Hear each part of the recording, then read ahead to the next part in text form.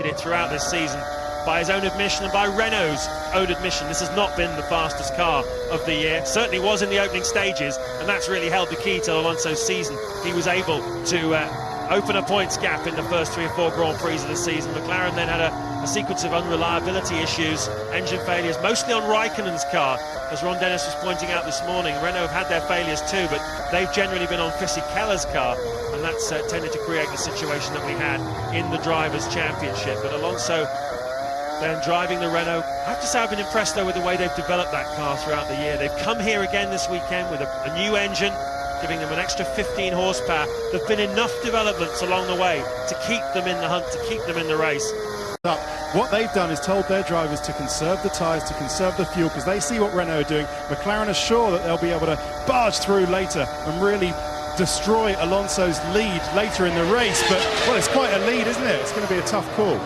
Well, certainly if they are conserving the tyres a little bit, then they're going to have to perform miracles later in the Grand Prix, because Alonso is no slouch, and whatever they throw at him in the final stages of this race, I think he'll be able to respond to. McLaren knew this was the likely tactic after qualifying. They saw the straight line speeds of the Renaults. They saw that they were trimmed to go very quick down the straight to make it difficult for them to overtake. It's in this section here where time can be lost. I don't see Fisichella holding them up though. I just see McLaren's not being particularly quick at this stage of the Grand Prix. Yeah, there's no stage of the lap where they're really all over the back of Fisichella. They're sort of holding station. Yes, they're in the turbulent air, and it is, you know, do I think the two McLarens would be fast if Fisichella wasn't there? Yes, I do, a little bit, but not by a lot, I have to say. No, but then again, I suppose if you look down through the field, it's not as if there's a great deal of overtaking going on anywhere. So maybe this is turning out to be another one of those tracks like Silverstone, normally a brilliant track for overtaking. Whichever one of these two teams wins the Constructors' Championship, they will deserve it. No doubt about that. Yeah, you've got to be 18th round of the 2005 Formula One World Championship. Fernando Alonso is leading, Fisichella second, Raikkonen third and Montoya fourth. You're riding on board with Juan Pablo Montoya in fourth place. Takuma Sato has been given a drive-through penalty. We were riding with him earlier on at a replay. It was jumped the start, so he's had to do a drive-through and he is now dead last. And Ted Kravitz, what can you tell us about that incident? Pure frustration from everyone down here in the BAR garage. They all kind of gave a Homer Simpson style sort of dole hit on their head, and it sums it up really how much this team has fallen out of love, James, with Takuma Sato, because of course they were considering putting Anthony Davidson into the car for this race after Taku was banned after the last race.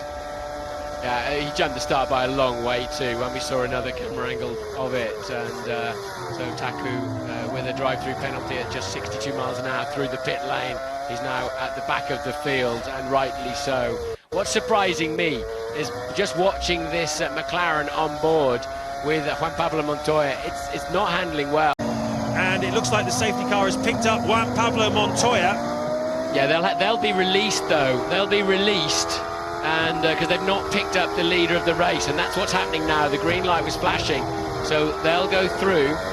And so I don't know. I have a feeling it was Coulthard that was steaming up there because he'd already pitted, and it was a slow pit stop for Montoya. Coulthard wasn't that far behind, so he'll have to yield back. So we saw them. We saw them struggling with the right front, and something was going on there. And this time it's for fuel. So did they check?